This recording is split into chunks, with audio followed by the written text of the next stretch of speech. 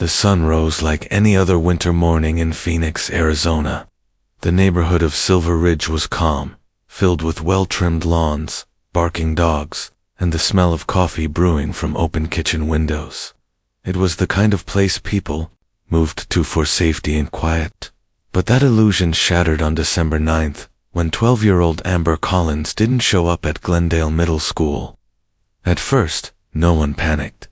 Kids got sick, buses got missed, alarm clocks failed.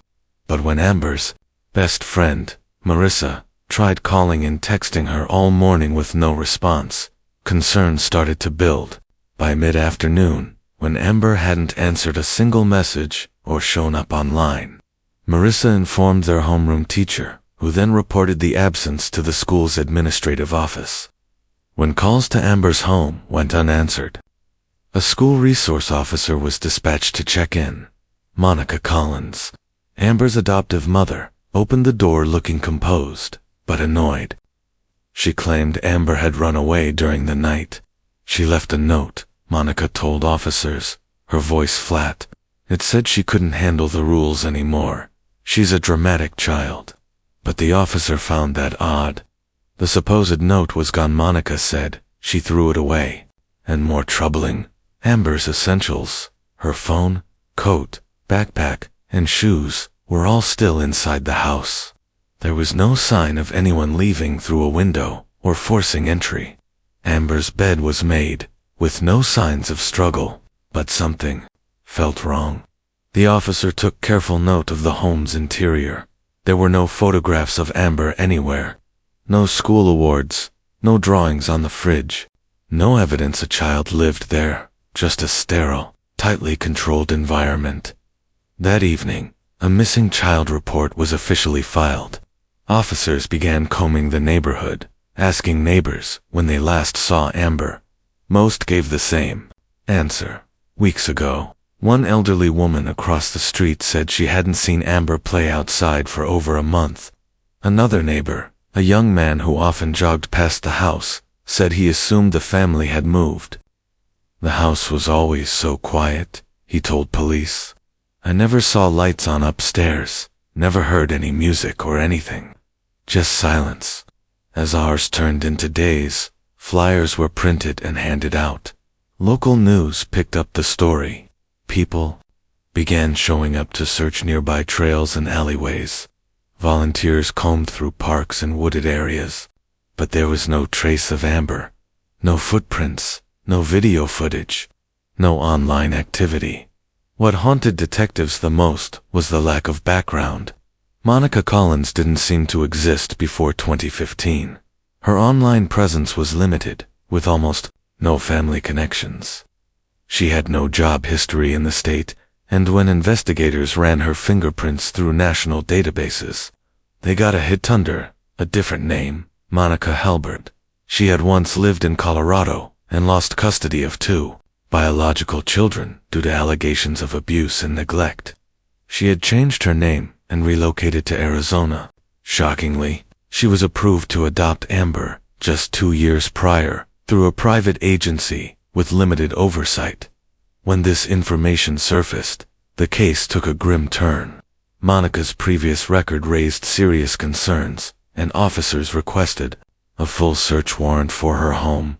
Child Protective Services confirmed they had received an anonymous tip a year earlier about excessive discipline in the Collins household, but an in-home visit revealed nothing alarming.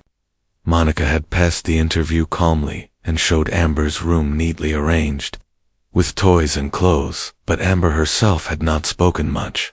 At the time, CPS concluded there wasn't enough evidence to pursue the matter further. That decision would now haunt them. Amber's biological background also presented a challenge. She had entered the system after her biological mother's drug addiction led to neglect.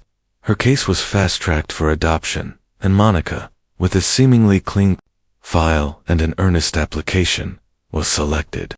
There were no family members to speak for Amber, no extended relatives to push for her return. Monica had isolated her completely, both physically and emotionally. Over the next week, detectives installed surveillance on Monica's home. They watched her routine calm, robotic. She rarely left the house. She took out trash, checked the mail, watered plants. No visitors came or went. She declined all media requests and made only one public statement. Amber is a troubled child. I did everything I could. She chose to leave. But to detectives, nothing about Monica felt maternal. Her demeanor lacked warmth or urgency. It was as if she had already closed the chapter on Amber, emotionally and mentally. Investigators knew they were missing something crucial. The question was no longer where Amber had gone, it was what exactly had happened inside that house. The breakthrough came when officers obtained a discarded notebook from the trash bin outside Monica's home. In it were cryptic schedules, punishment logs, and chilling entries like Day 12 locked, no food, screamed all night. The language wasn't explicit, but it was enough to raise alarm. Forensic analysis confirmed Monica's handwriting. This was more than just a runaway case. It was potentially a case of severe abuse, and worse.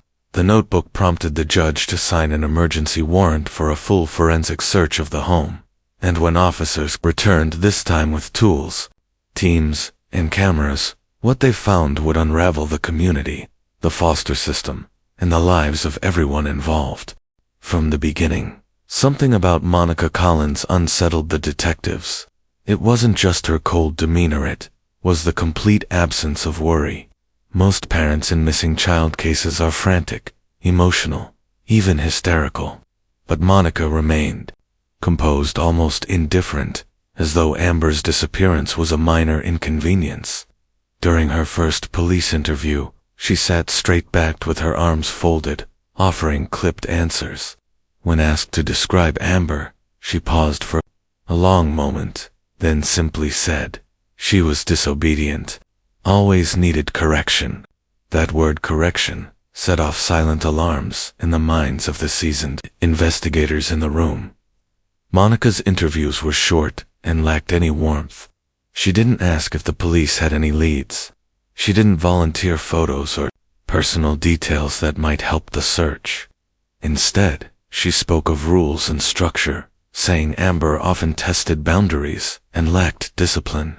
As detectives watched her closely, they noted the absence of any visible emotion, no tears, no tremble in her voice, not even frustration. It wasn't just that Monica didn't act like a grieving parent, she didn't act like Amber mattered at all. When detectives began asking neighbors about Monica's parenting, the responses were equally unsettling. The woman next door, who had lived beside the Collins family for 3 years, said she hardly saw Amber outside. She was a quiet little girl, pale, looked tired all the time, she recalled. Sometimes, I'd see her in the backyard just standing still, not playing, not moving, just standing. Others mentioned hearing occasional yelling, sharp, aggressive shouting that would stop abruptly. A teenage boy 2 houses down remembered seeing Monica grab Amber by the arm once and drag her inside when she dropped a grocery bag. "It looked rough," he said. "But you don't want to get involved in other people's business." Despite the growing suspicions, there had been no police reports filed against Monica. That changed when one of Amber's former teachers reached out. She remembered Amber as quiet and timid, but intelligent. "She always flinched when I raised my voice to the class," the teacher said. "She once wrote a story about a girl locked in a tower by an angry queen. I remember thinking it was oddly specific, but she said it was just a fairy tale." That teacher's report led police to examine Amber's school journals and assignments. What they found was a troubling pattern: stories of isolation, fear, and invisible cages. The metaphors were consistent and dark. Meanwhile, Monica's online presence began to unravel another side of her personality. Though sparse, her Facebook and old blog posts painted a picture of an obsessive disciplinarian. She had written lengthy rants about the failures of modern parenting and praised outdated techniques that emphasized obedience and control. One post in particular caught detectives' attention: "Children are blank slates. They must be broken to be rebuilt properly." She frequently referenced a private system of correction she claimed to have developed. While the posts alone weren't criminal, they contributed to a growing psychological profile of a woman who viewed parenting as domination, not nurturing. Digging deeper, detectives found Monica had been active in controversial online parenting forums, some with extreme ideologies on child behavior. She had once posted under a pseudonym in a now-defunct subreddit, detailing the benefits of silence rooms and how she used deprivation as a tool for respect. She claimed to be a former nurse and had spoken of medical discipline, a term detectives hadn't heard before. Her obsession with control extended to everything: mealtimes, bedtime routines, even bathroom use. There were posts where she boasted about making her child earn water privileges by completing tasks. And then came the most chilling line: when the mouth lies, the stomach cries. These discoveries prompted police to apply for a deeper search of her digital history. Forensic techs recovered deleted files and emails from her old laptop, which revealed an even darker picture. There were schedules marked obedience days, lists of punishments, and unsettling audio files. In one, Monica was recorded speaking, in a calm voice, as Amber sobbed in the background. "You will learn," she said, "and when you do, I will let you out." That file was timestamped just 3 weeks before Amber's disappearance. Detectives returned to the Collins house and re-interviewed Monica. This time, she was more defensive. She accused the police of harassment and claimed she was being targeted for her parenting style. When presented with the audio file, she didn't deny it. Instead, she said, "Yes, I recorded lessons." She needed reminders. As more evidence mounted, officers noticed a shift in Monica's behavior. She stopped answering questions and hired an attorney. The community, now following the case closely, was horrified. People who had once nodded politely to Monica in grocery store aisles were now asking how they hadn't seen the signs. Police began assembling a timeline, piecing together Amber's final days based on Monica's logs, audio recordings, and school attendance. The last confirmed sighting of Amber was nearly 4 weeks before she was reported missing. Monica had kept her out of school and claimed she was sick, but no doctor visits were recorded and no prescriptions were filled. Surveillance of Monica's movements showed no trips to any clinics or hospitals. It was becoming increasingly clear. Amber had vanished long before anyone noticed. The investigators also began to question how Monica had been allowed to adopt Amber at all. They contacted the agency responsible for the placement, which turned out to be a small, privately run firm, operating out of another state. The agency had closed months earlier, and many of its records were missing. No one had followed up on Amber's well-being since the adoption was finalized. Monica had slipped through every crack: previous abuse reports, name changes, and jurisdiction loopholes. And now, a child was missing, possibly dead. With this disturbing new picture of Monica Collins, detectives pushed harder for a full forensic search of her home. The warrant was granted, and the date was set. No one was prepared for what they would find behind the locked doors of that house. The search team assembled just after sunrise. Armed with a full forensic warrant, officers arrived at 4327 Maple Glen Drive, Monica Collins's home, and began their sweep. Unlike their previous welfare check, this time they came prepared with cadaver dogs, specialized forensics units, and structural engineers to help navigate any hidden areas. The unease among officers was palpable. Every detail gathered so far: Amber's long absence from school, Monica's cold demeanor. The disturbing digital files pointed to something deeply sinister inside this house. The first floor appeared unnervingly normal. A spotless kitchen with gleaming countertops, a living room carefully arranged with plastic-covered furniture that looked barely used. No children's toys, no drawings, no photos, only a few staged decorations. The hallway leading upstairs was lined with dusty picture frames, all empty. That detail alone left officers chilled. But it wasn't until they entered the basement that the horror began to reveal itself. The basement stairs creaked with age, but the air grew noticeably colder as they descended. At first, the room below seemed ordinary and finished cement floors. A laundry machine, a dusty treadmill. But one wall caught the attention of a detective. It was cleaner than the rest, recently painted, and gave off a hollow sound when tapped. The structural team moved in. After closer inspection, they discovered a hidden seam in the wall.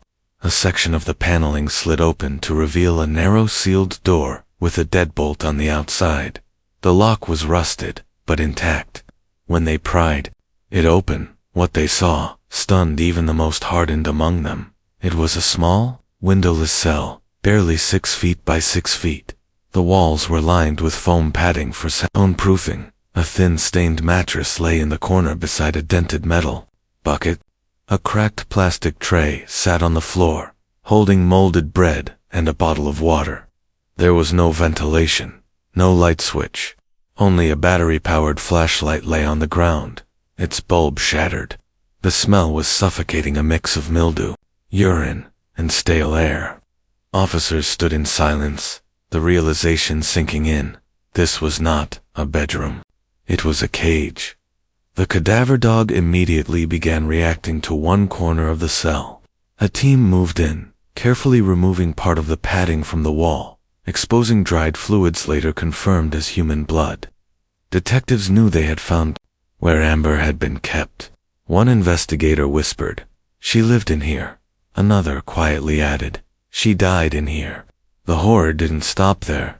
In a storage closet adjacent to the cell, officers found a box labeled training logs.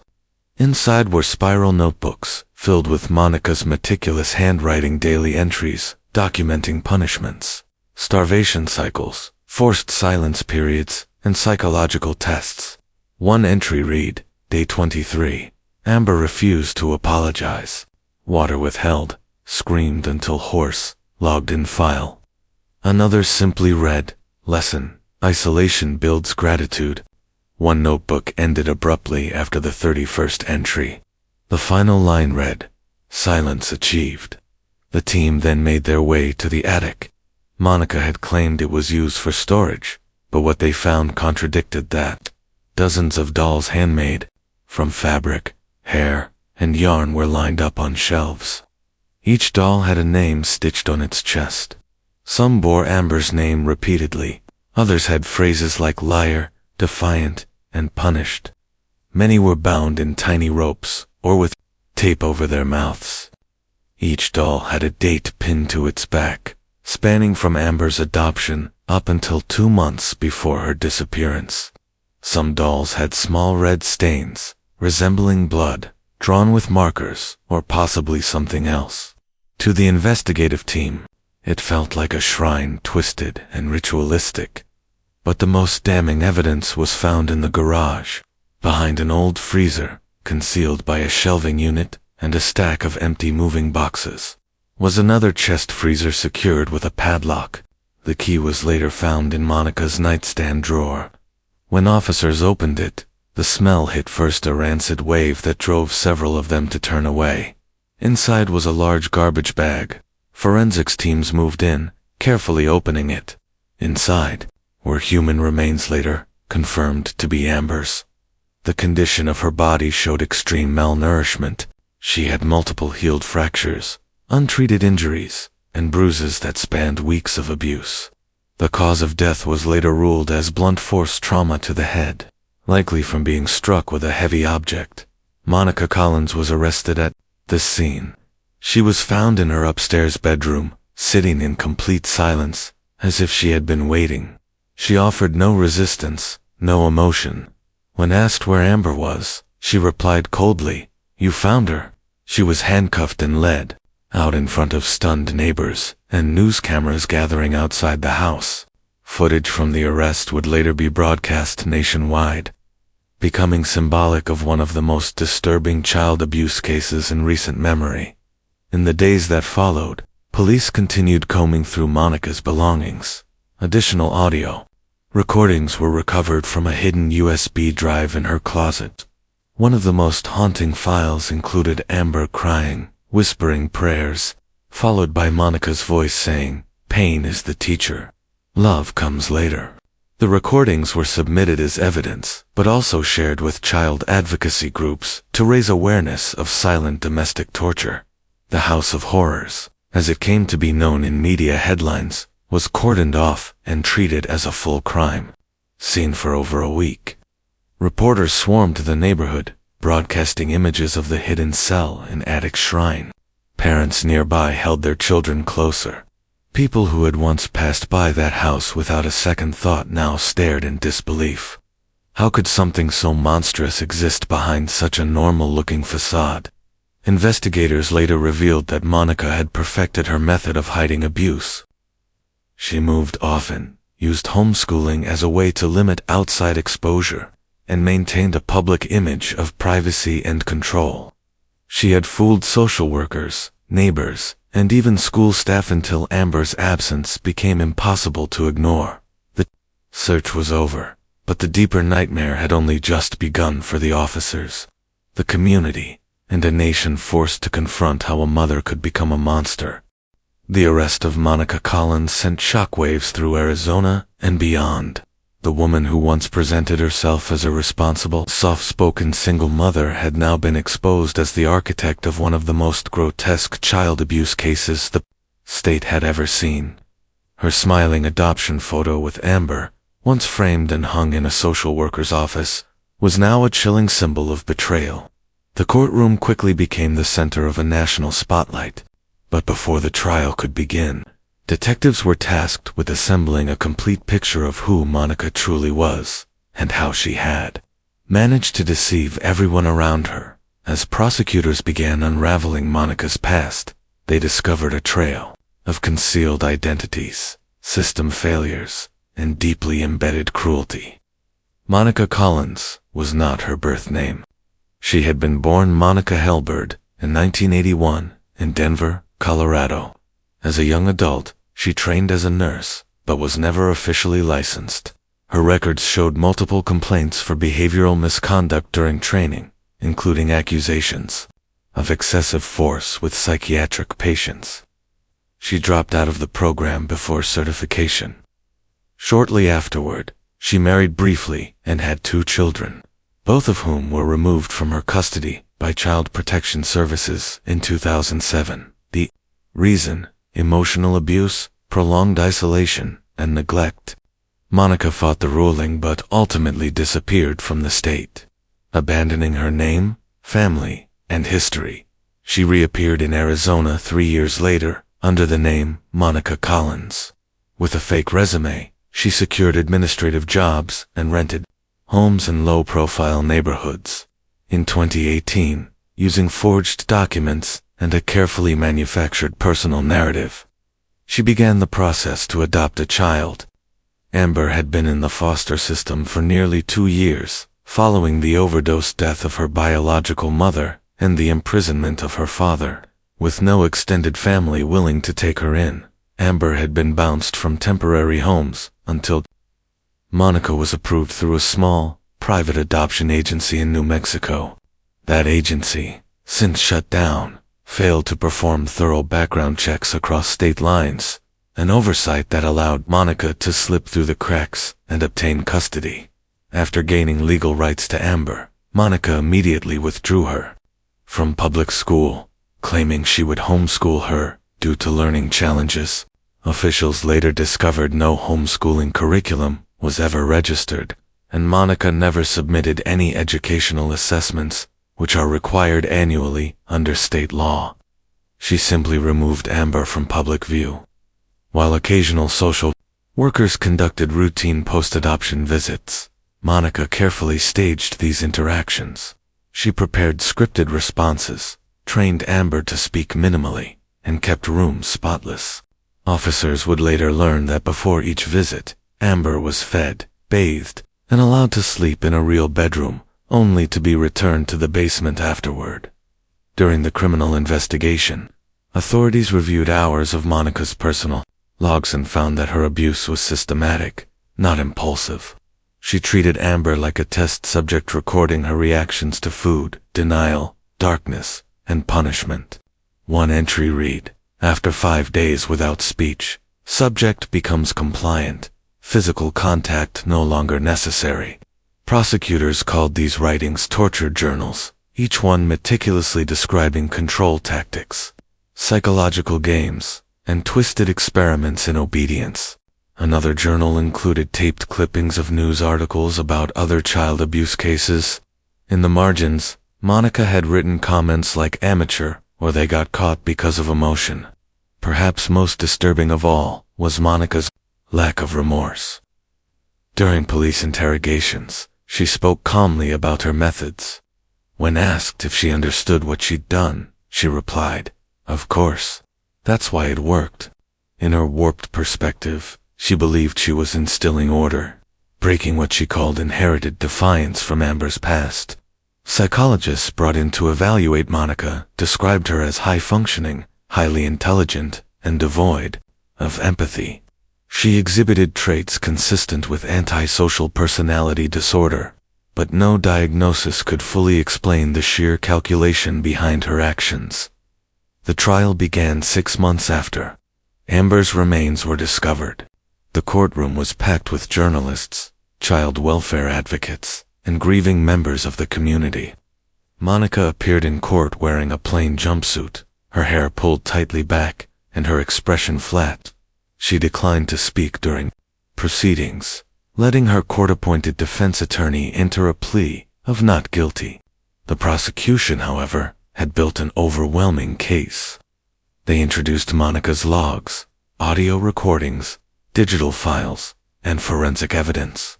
Witnesses testified: Amber's teacher, former neighbors, CPS agents. Some broke down on the stand, describing the guilt they felt for not recognizing the signs. Sooner, one of the most emotional moments of the trial came when a recorded clip of Amber's voice was played in court. In it, the girl could be heard whispering, "Please, I'll be good, I promise." The room fell into a stunned silence. Even the judge paused before allowing the next piece of evidence. The impact of Amber's suffering was undeniable. The defense argued that Monica was mentally unstable, citing her previous trauma and delusions about parenting. But the jury wasn't convinced. After 3 days of deliberation, they returned with a unanimous verdict: guilty on all counts, including first-degree murder, aggravated child abuse, unlawful imprisonment, and torture. The judge sentenced Monica Collins to life in prison without the possibility of parole. In his closing statement, he said, "Your actions were not the result of insanity. They were the result of cruelty, obsession, and the absence of humanity." Following the conviction, Arizona lawmakers pushed for new regulations requiring national background checks across all adoption platforms, especially private agencies. A task force was formed to investigate other adoptions processed by the agency that approved Monica.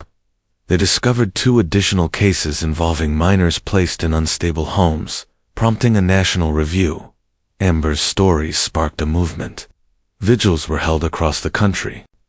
A foundation named Amber's Light was launched to support children in isolated and abusive situations, offering anonymous reporting tools and educational resources for schools. Amber's photo, once hidden and erased, was now displayed proudly in classrooms and awareness campaigns. Her voice, once silenced, had ignited a call for change. As for Monica Collins, she remains incarcerated at Perryville State Prison, housed in solitary confinement due to safety concerns. She has never spoken publicly about her crimes and receives no visitors. Her home, the so-called House of Horrors, was condemned and eventually demolished. In its place, the community erected a small park with a memorial plaque that reads, "In memory of Amber May, no child ever go unseen." The demolition of Monica Collins's house was not just an act of removal, it was a symbol. In the weeks following her conviction, local authorities moved quickly to tear down the now infamous home on Maple Glen Drive. Neighbors gathered silently, as wrecking crews reduced the structure to rubble. Some held candles, others wept. All of them watched as the physical space where Amber Collins had suffered in silence was erased. But even as the walls came down, the psychological scars Monica left behind stretched far beyond the property line. For law enforcement, social workers, and ordinary citizens, the case had become a haunting reminder of how evil can hide in plain sight, and how systems meant to protect the vulnerable could so easily fail. The Phoenix Police Department launched an internal review of their child welfare case management protocols. Officers involved in the early welfare checks of the Collins home were questioned not because they were negligent, but because they, too, had been deceived. Monica had manipulated every interaction with terrifying precision. She presented a clean home, a polite daughter, and a believable narrative. Investigators later admitted that Monica was one of the most calculated individuals they had ever encountered. She didn't just hide the abuse, one officer said. She engineered the image of a perfect mother. Child Protective Services (CPS) also came under intense scrutiny. Public pressure mounted as the timeline revealed multiple missed warning signs. Critics pointed to the lack of follow-ups, the reliance on Monica's self-reported information, and the failure to interview Amber privately during past home visits. While CPS representatives acknowledged gaps in oversight, they also cited severe understaffing, outdated reporting systems, and bureaucratic red tape that slowed response times. The tragedy exposed deep flaws in a system stretched to its limits and, too often, failing the children it was meant to protect. In response, the governor of Arizona signed the Amber Collins Child Protection Act, a sweeping reform bill mandating nationwide background checks for all adoptive parents, regardless of whether the adoption occurred through public or private agencies. The bill also enforced stricter training requirements for child welfare workers, increased funding for post-adoption monitoring, and expanded unannounced home visits for isolated or homeschooled children. It was a rare moment of bipartisan agreement, united by outrage and a desire to prevent another Amber. Outside the halls of government, Amber's story galvanized the public. Activists organized rallies and launched campaigns demanding accountability and reform. The hashtag Justice for Amber trended for days on social media. Thousands of people shared stories of their own experiences with neglect and abuse in the foster system. Celebrities donated to child advocacy organizations. News outlets ran exposes on other near-miss cases. And the phrase, "House of Horrors," became shorthand for failed institutional vigilance. Yet perhaps the most moving response came from the creation of Amber's Light Foundation, founded by a retired school counselor who had once worked with foster youth. The foundation focused on identifying and supporting children at risk of emotional and physical abuse, especially those in isolated environments. Its mission included placing counselors in schools, creating anonymous online check-in tools for children, and training teachers to recognize less obvious signs of abuse like behavioral metaphors in stories or consistent physical withdrawal. Amber's Light became a national presence within a year, partnering with state governments and child welfare departments across the country. A particularly powerful initiative was the Hidden Rooms program, in which volunteers worked with law enforcement to educate communities about how to recognize the signs of concealed abuse within homes. The Collins house had taught authorities an important lesson. Child abuse doesn't always come with bruises or loud screams. It can be silent, locked away, sanitized. One detective, now retired, joined the foundation as a speaker. He recounted how he'd walked through Monica's house twice before realizing what had really been happening. "We expect monsters to look like monsters," he said at one event. "But sometimes they wear smiles and carry clipboards." Amber's death also changed how schools handled unexplained absences. Glendale Middle School, where Amber had once been enrolled, implemented a new protocol that flagged any student who missed more than 3 consecutive days without verified medical or legal documentation. They named the system the Amber Alert Protocol, and soon, other districts followed suit. Educators received renewed training on identifying warning signs, and wellness checks became more frequent. The community that had once been gripped by shock began to heal, slowly. A memorial park was built where the Collins house once stood. It featured a small garden, a playground, and a granite plaque engraved with Amber's name, and a quote, "Every child deserves to be seen, heard, and loved." Families from across the city came to visit. Children played on swings while parents sat on benches beneath flowering trees. The park, while solemn in its origin, became a symbol of resilience and a pledge that no child would again suffer unnoticed. But, even amid this progress, the emotional toll remained. Investigators reported lingering trauma. One officer admitted in an interview that he still couldn't enter basements without flashing back to that hidden room. Amber's teacher, now retired, said she often replayed moments in her head, wondering what more she could have done. Survivors of childhood abuse wrote letters to Amber, shared online and collected by the foundation, expressing grief, solidarity, and rage. "You were one of us," one letter read, "and now we'll carry your story forward." As for Monica Collins, she remains in solitary confinement at Perryville State Prison, under 24-hour observation. She has never spoken publicly, never shown remorse, and reportedly declined all visits, including those from legal advocates. Inmates who briefly shared adjoining cells claimed she kept to herself and muttered religious phrases under her breath. No one knows if she fully grasps the magnitude of what she did or if she even cares.